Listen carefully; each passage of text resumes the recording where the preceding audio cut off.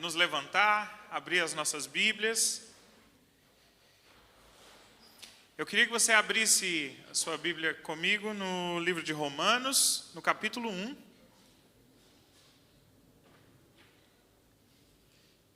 Romanos, capítulo 1. Nós vamos fazer a leitura dos versos do 8 até o 12.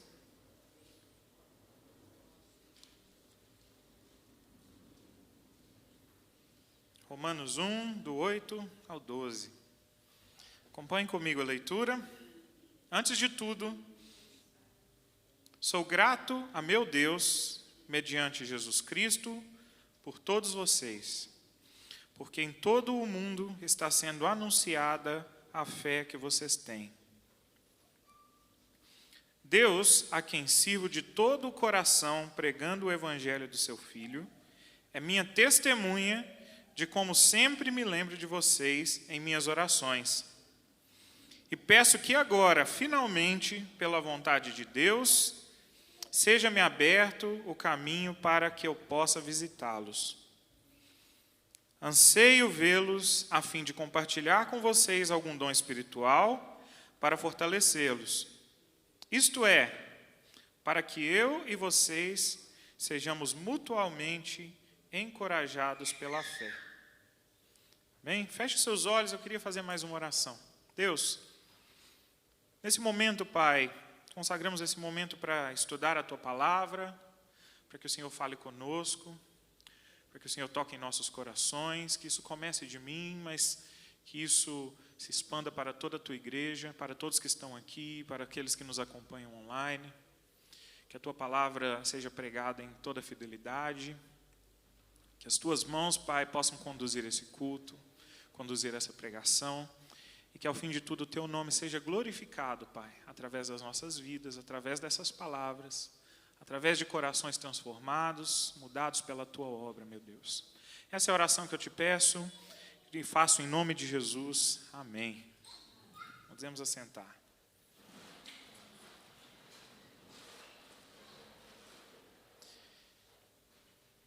Na caminhada com Cristo, observamos que algumas práticas são fundamentais ao exercício da fé. E não é muito difícil nós conseguirmos listar, algumas dessas práticas que são fundamento daquilo que é o cristianismo. A leitura dos estudos, a leitura e o estudo, dos escritos sagrados, batismo como confissão de fé pública, o culto a Deus, como estamos fazendo hoje, exercício de comunhão através das reuniões regulares, da Santa Ceia, evangelismo, a pregação do Evangelho. Isso tudo é fundamental para a vida de um cristão. Hoje eu queria desenvolver o tema de uma dessas práticas fundamentais para a vida e para a caminhada de um cristão, que é a vida de oração. Desenvolver um sermão sobre esse tema, irmãos, me fez perceber o quão falho eu sou e o quanto eu preciso melhorar para poder dizer que tenho uma vida plena de oração com Deus. Durante o desenvolvimento desse sermão, eu também fui exposto a certos aspectos que estão me ajudando a melhorar a minha vida de oração. Também eu consegui lembrar de várias pessoas, que passaram pela minha vida e que em algum momento me aconselharam da seguinte forma: você precisa orar mais. Só para citar algumas delas, quando eu era criança, eu passava as férias na casa de um tio meu crente, e ele não deixava a gente ir para a cama sem antes ajoelhar e orar. Eu lembro que é engraçado, na minha memória passada, assim, afetiva, eu lembro que a gente chegava da igreja, comia alguma coisa, a gente ia para o quarto, e esse tio meu, ele tinha uma mania de tirar os sapatos, para ele poder ajoelhar em cima dos sapatos, ele tirava o cinto, que ele tinha um barrigão, para não apertar a barriga, e a gente ajoelhava e a gente orava. Era bom passar esse tempo na casa dele, muito bom. Eu também me lembrei de uma pessoa que me teve como discípulo logo na minha conversão. Ela me acompanhou nos meus primeiros passos na fé, ela era líder do grupo de adolescentes da igreja, o nome dela era Raquel. Uma pessoa que me ajudou bastante. E para me ensinar a orar, ela, todos os meses, né, a gente tinha um relógio de oração na igreja, ela colocava o meu nome junto do dela, para a gente ir na igreja e orar junto. Porque eu nem sabia, né, na verdade ela só falava comigo, ó, Dia, coloquei seu nome lá em tal horário.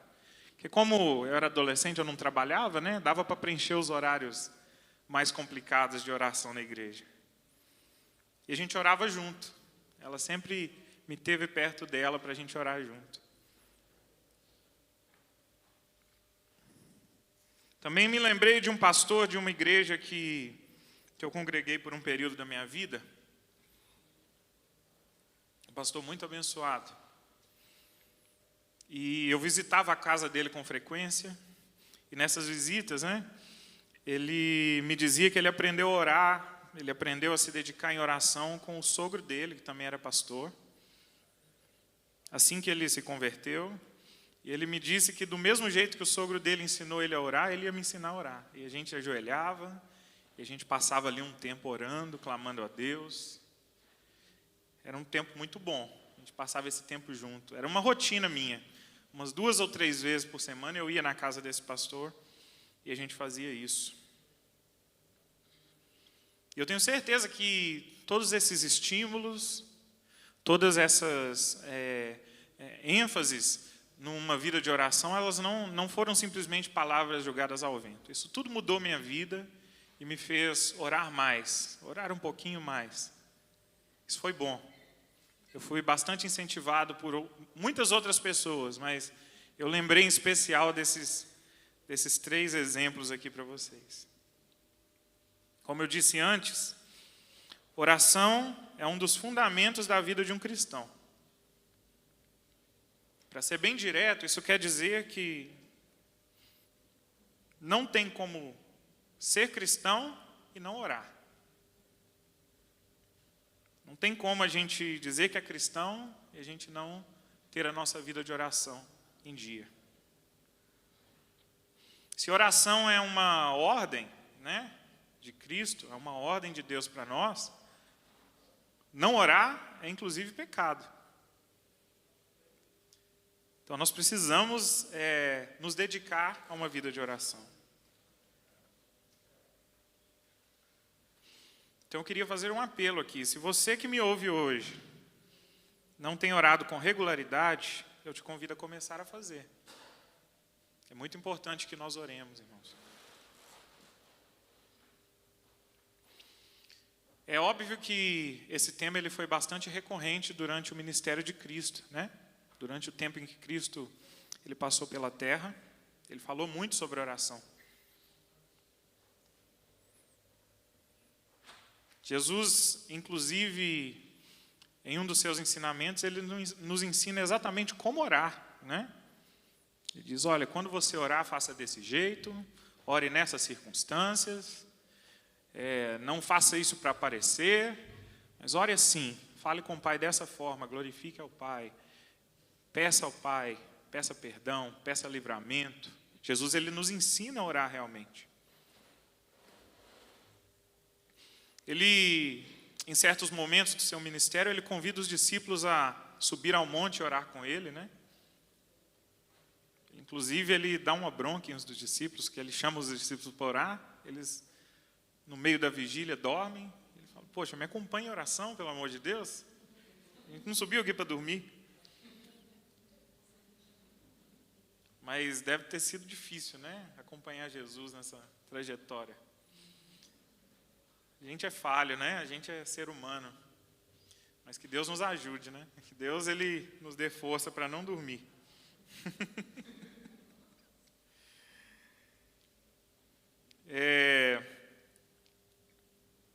Acima de tudo, nós vemos Jesus orar ao Pai em favor daqueles que lhe seguiam. Jesus orava pelos enfermos, Jesus orava pelos necessitados, pelos carentes. As pessoas que estavam ao redor de Jesus, elas recebiam oração. E elas viam Jesus clamando ao Pai para que a obra fosse feita.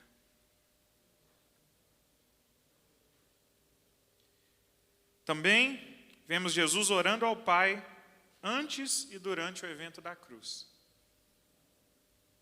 Jesus sobe ao Getsêmani, ele ora ao Pai, ele chora.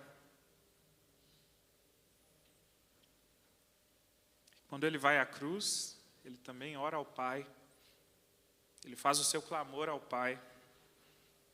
Nós vemos inclusive Jesus orando por aqueles que colocaram ele ali, né, dizendo: perdoa-os, eles não sabem o que fazem.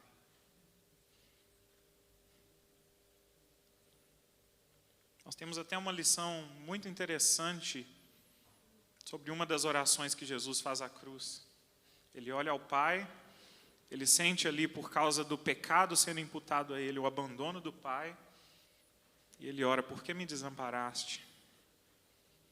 Então, mesmo quando não estamos sentindo nada, é importante nós orarmos, né? Às vezes a gente condiciona a nossa oração à forma que estamos, né? Ao nosso estado de espírito. Estamos bem, talvez oramos, talvez não oramos porque estamos bem, né? Ou estamos mal, oramos mais porque estamos mal, ou oramos menos porque estamos mal. Cada pessoa reage de uma forma. Mas deve ter sido complicado não sentir nada, né? Não sentir a presença de Deus e orar: por que me desamparaste? E nós aprendemos, inclusive, com o salmista que, embora ele às vezes sentia esse desamparo, Deus nunca o desamparou. Por isso era importante que ele orasse dessa forma.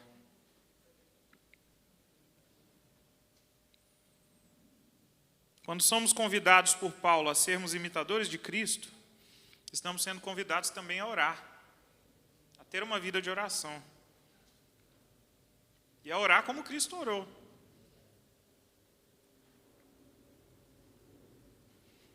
Orar como uma forma de estabelecer uma comunhão com Deus. Cristo conversava com o Pai. Orar por aqueles que carecem de oração. Estender as mãos sobre aqueles que estão necessitados de oração. Orar por nossos irmãos da fé, por aqueles que estão ao nosso lado na nossa caminhada. Orar pela soberana obra de Deus que age através de nós. Essa foi a oração de Cristo no jardim. Contudo, seja feita a tua vontade. Orar também pelos que nos perseguem e talvez nos causam até prejuízos. Orar por aquele que é o nosso inimigo, né, o nosso adversário.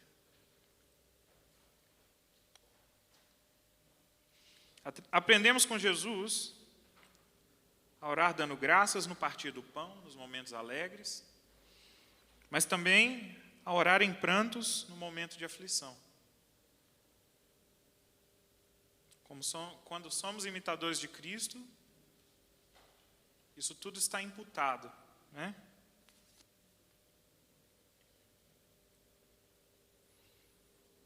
Eu também gostaria de falar um pouco sobre a vida de oração daquele que foi o maior escritor do Novo Testamento, que foi o apóstolo Paulo. Este foi o autor do texto que nós lemos no início do sermão e que já vamos desenvolver um pouco. Quando fazemos a leitura do livro de Atos, ou de qualquer das suas cartas às igrejas destinatárias, observamos que Paulo, além de outras qualidades, ele era um homem de oração. A gente vê Paulo orando o tempo inteiro. E a gente vê Paulo dizendo em suas cartas a quem ele orava, né? E o porquê de suas orações. A Bíblia conta, por exemplo, que em Atos 16, Paulo e seu companheiro são açoitados e lançados dentro de uma prisão. E acorrentados a um tronco, né? num cárcere. E em Atos 16, no versículo 25, vemos Paulo e Silas, no fim do dia, próximo à meia-noite, orando e cantando louvores a Deus. Não sei, depois de um dia inteiro apanhando e aprisionado, não sei se eu teria força para orar. Mas olha que lindo, né? A gente vê que Paulo era um homem de oração. A gente consegue enxergar isso. Não importa quão bom ou quão ruim ele estava, ele sempre orava. Não importa se em missão, dormindo na rua, ou dormindo no fundo de alguma casa, ou se em prisão, tendo a sua liberdade cortada, ele estava orando. Ele orava o tempo inteiro.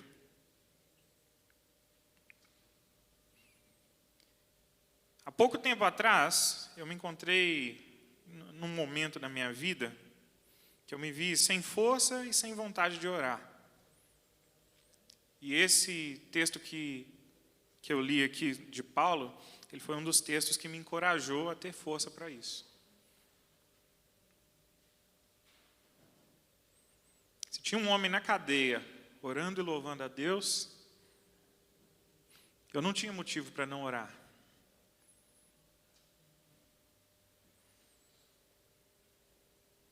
A gente precisa orar, irmãos. Queria que voltássemos agora os nossos olhos ao texto da nossa leitura. Eu vou ler versículo por versículo e vou desenvolver um pouquinho a respeito do que cada um trata.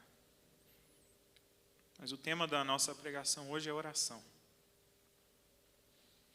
Versículo 8 diz assim: antes de tudo, sou grato a Deus, mediante Jesus Cristo, por todos vocês, porque em todo o mundo está sendo anunciada a fé que vocês têm.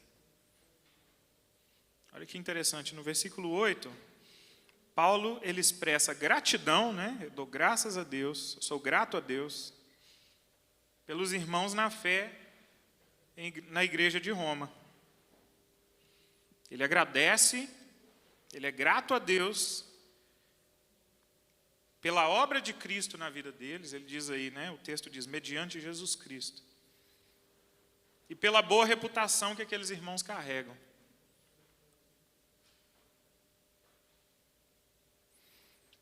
Eu queria que você, nesse momento, olhasse ao seu redor aí. Tira um minutinho só para olhar em volta aí das pessoas que estão aqui. Perceba quantos irmãos agora estão olhando para você. Olha o tanto de gente que está te olhando aí agora. Eu quero que você se faça essa pergunta. Esses irmãos e irmãs que estão olhando aqui para mim agora, que estão olhando para você agora,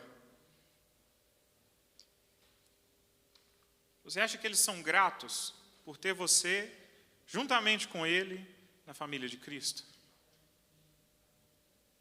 Espero que sim, né? Esperamos que sim.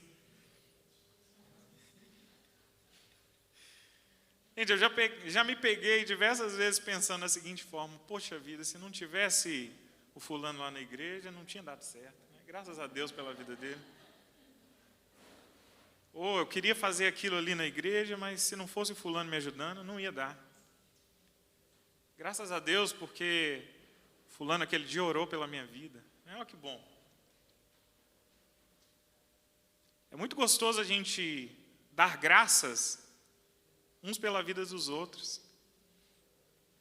Mas é bom a gente também refletir se as pessoas que estão ao nosso redor, elas são gratas pela nossa vida. Se nós temos feito por merecer, né, dessa gratidão dos nossos irmãos pela nossa vida. E assim Paulo orava para aqueles irmãos em Cristo daquela igreja. Paulo tinha prazer também em ouvir sobre aqueles irmãos e saber que podia contar com eles na caminhada da fé. Um dos propósitos da carta enviada à igreja de Romanos é que Paulo ele queria contar com aqueles irmãos para o financiamento de uma obra missionária, né? De uma missão que ele queria. Ele queria alcançar um novo povo. E aqui ele escreve para uma igreja que ele nem conhecia pessoalmente a maioria dos membros. Mas ele sabia que pela reputação e pela obra daqueles irmãos, ele podia contar com eles. Olha que interessante, né? E por isso ele agradece a Deus. Versículo 9 diz assim: Deus, a quem sirvo de todo o coração, pregando o evangelho do seu Filho, é minha testemunha de como sempre me lembro de vocês em minhas orações.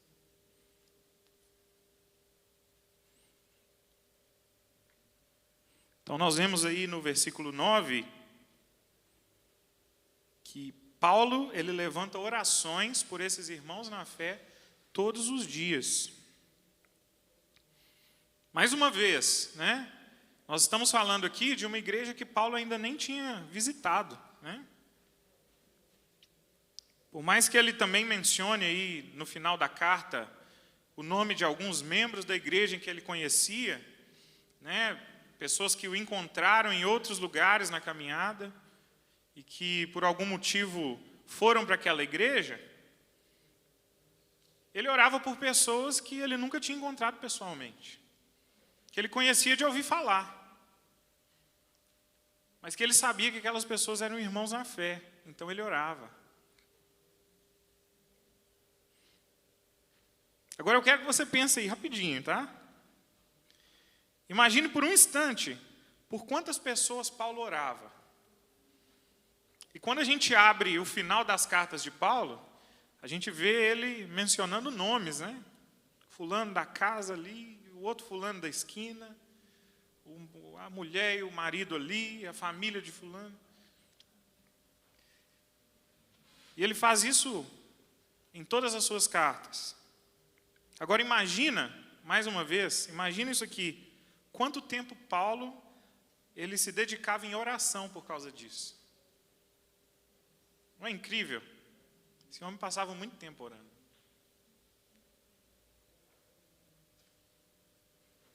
Eu quero que você olhe mais uma vez ao seu redor. Bate o olho aí, gente.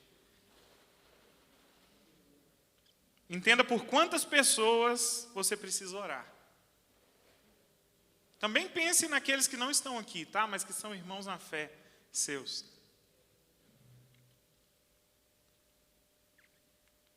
Se você está orando pouco, eu estou agora te dando motivo para orar um pouco mais, para passar um pouco mais de tempo orando. Se falta tema tem, né? Pô, eu não sei por que orar. Eu termino a oração rápido porque eu acho que eu já orei por tudo. Não tem muito nome para receber oração aí, né? Exato. Até para onde não tem nome, né? O pastor mencionou muito bem aqui. Nós temos que orar até pelas cadeiras vazias. Eu também quero que você entenda a quantidade de pessoas que estarão em oração por você, se essa for uma prática recorrente em nosso meio.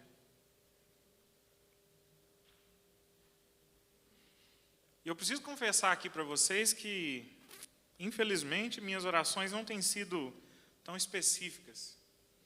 E isso é algo que eu tenho trabalhado para melhorar na minha caminhada, para mudar. E eu consigo entender isso pelo contraste que eu tenho em minhas orações e as orações da minha esposa, que está ali dormindo do meu lado, todo dia. À noite, quando a gente vai dormir, a gente vai para a cama, né? A minha oração é a mais resumida possível. Eu estou com sono. Eu oro por atacado. Em vez de orar pelo irmão tal, eu oro pela igreja. Né? Oro em vez de orar pelo irmão fulano, eu oro pela minha família. Né? Nem meu pai e minha mãe, eu falo meus pais. Né? Muito errado isso. O engraçado, né, é que depois da minha oração breve, quando eu acho que eu vou dormir, eu preciso ficar ouvindo a minha esposa mencionando cada um dos amigos dela nas orações. É lindo isso, gente. Para vocês terem uma ideia, né? Quando eu e ela fomos casar, a gente não conseguiu entregar 50% dos convites de tanto amigo que a gente tem. E ela lembra das pessoas, ela vai falando o nome. Isso é bonito. Que é assim que a gente vê Paulo orando, né? Dou graças a Deus pela família tal, dou graças a Deus por fulano que desempenha uma boa obra, dou graças a Deus por fulano que está do meu lado, também dou graças a Deus por fulano que está aí com vocês. É assim que Paulo ora. Eu estou aprendendo de pouquinho em pouquinho com a minha esposa, né? Está ali do meu lado. Agora com a Alcinha está mais difícil, tá, gente? A gente tem dormido mais e orado menos. Mas Deus vai dar graça. A gente precisa orar mais. Precisa orar um pelos outros. Inclusive, se você não sabe o nome das pessoas que você acabou de olhar aí,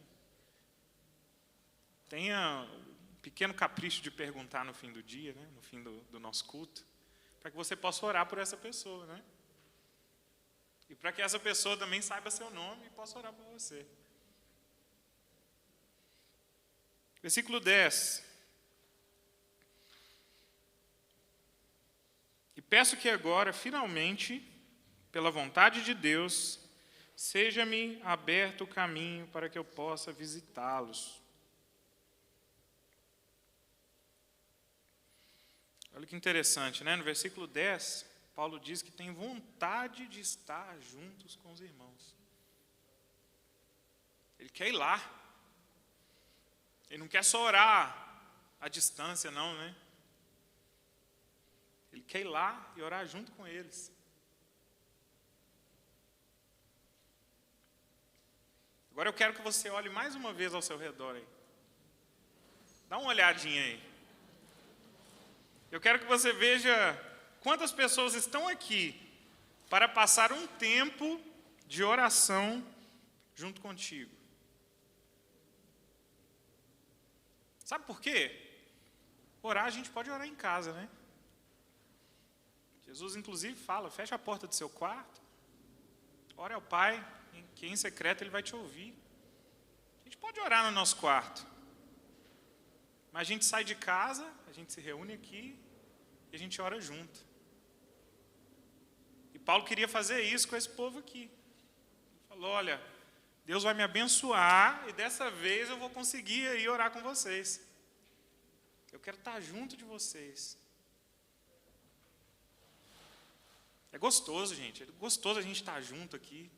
É gostoso a gente apertar a mão do outro. Eu estava com saudade do aperto de mão do Jorge. Graças a Deus, no início do culto, ele foi ali, apertou minha mão. É bom a gente estar junto.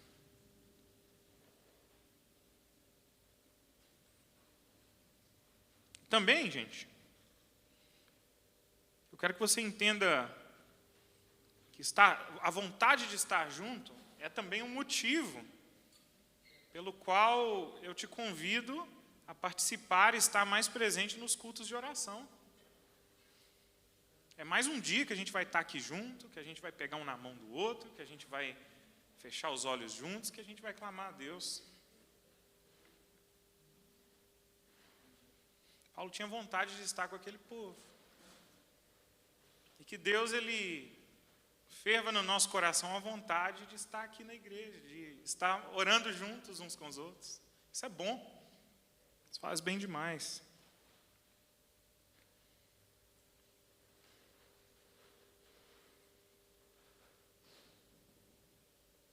Orar junto. Orar um pelo outro. É super importante. Versículo 11. Anseio vê-los, a fim de compartilhar com vocês algum dom espiritual, para fortalecê-los. Olha que interessante, no versículo 11, Paulo deseja compartilhar com os irmãos o agir de Deus na vida dele, para que o serviço da obra aconteça. Não é interessante?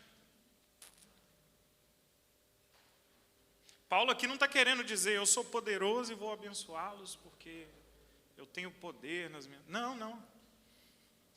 Ele sabia que Deus usava ele, e ele queria que Deus usasse ele para abençoar aqueles irmãos em oração. Mais uma vez, eu quero que você olhe ao redor aí. Dê uma olhadinha aí em todo mundo que está ao seu redor. Perceba quantas pessoas podem ser abençoadas pelo agir do Espírito Santo de Deus na sua vida.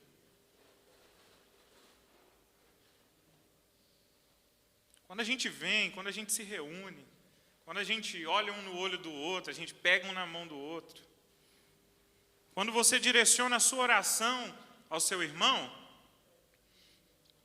e esse irmão, quando recebe essa oração e se sente encorajado, se sente abençoado, se sente confortado, é Deus agindo na vida dele através da sua vida. Paulo queria ir até esses irmãos aqui para que Deus agisse na vida deles através da vida dele. Esse é mais um motivo para que nós nos reunirmos, né?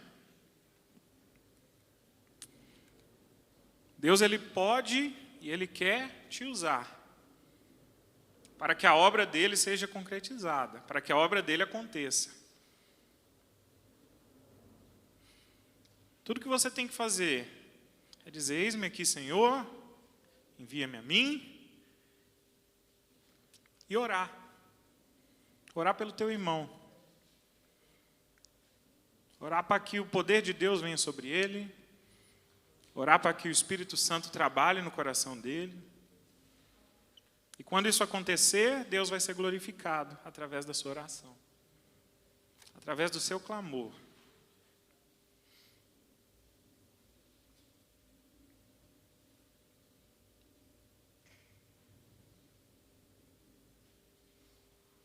Não vou me alongar muito.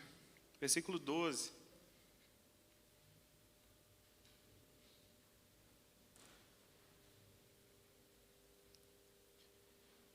Versículo 12. Leia para mim, pastor, por favor. Rapidinho. Isto é, para que em vossa companhia, reciprocamente, nos confortemos por intermédio da fé mútua, vossa e minha. Olha que bênção, né? A bênção será mútua, será bidirecional, né? Quando você ora, abençoando, estão orando por você, você está sendo abençoado. Paulo, ele reconhece, ele está indo ali para abençoar, ele está indo ali para ser abençoado, através dos dons de Deus na vida daqueles irmãos. Agora eu quero que você, pela uma última vez, olhe ao redor, para todos que estão aqui.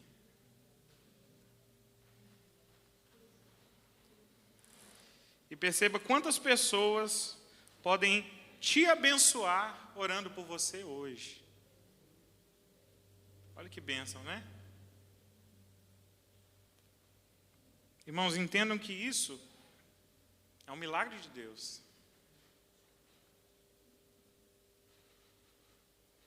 É assim que vivemos uma vida como igreja, né? Orando um pelos outros.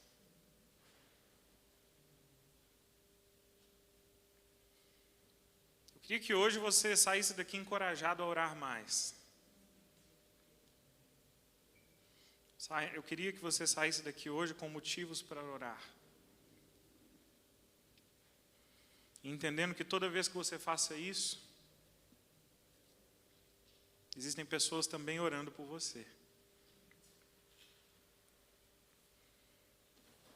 Como eu disse antes, há pouco tempo atrás, eu vivi um momento na minha vida que eu não tinha nem vontade de orar. Mas a palavra de Deus me ensinou que eu precisava orar assim mesmo. E quando eu compartilhei essa dificuldade que eu estava passando com meus irmãos, uma coisa que me fez me erguer novamente foi saber que eu tinha irmãos e irmãs orando por mim todos os dias. Tiveram pessoas que pegaram na minha mão, que botaram a mão na minha cabeça e oraram por mim. E o milagre de Deus me fez me recuperar de um momento tão difícil que eu estava vivendo. Mesmo sem vontade de orar, eu orei. Mesmo sem força ou sem ânimo, eu fiz sem ânimo mesmo. E Deus, Ele mudou a realidade na minha vida.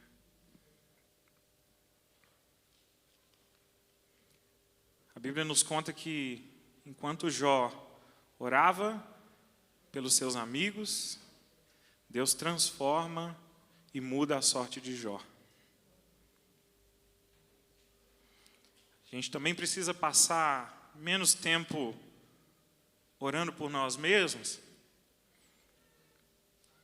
e aprender com Paulo, que mesmo em cárcere, mesmo preso, mesmo sofrendo perseguições, ele orava pelos outros, orava pelas igrejas, orava por aqueles que estavam desempenhando a obra.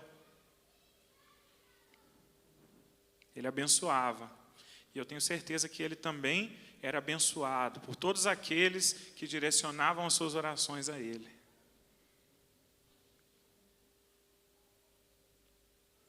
O nosso Deus, Ele é onisciente, Ele sabe de todas as coisas. Mas mesmo assim, é importante que nós, como uma estratégia de desenvolvimento, de relacionamento com Deus, abramos as nossas bocas e oremos. Porque assim, Deus Ele nos muda, Deus Ele nos transforma. Porque nós desenvolvemos intimidade com Ele, e quando oramos um pelos outros, nós desenvolvemos intimidade entre nós. Esse é o poder que a oração tem. Esse é o poder que a oração ela desempenha nas nossas vidas.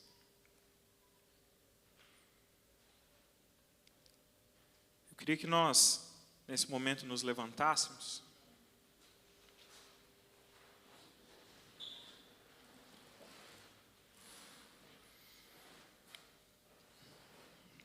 E tirássemos um período para orar uns pelos outros.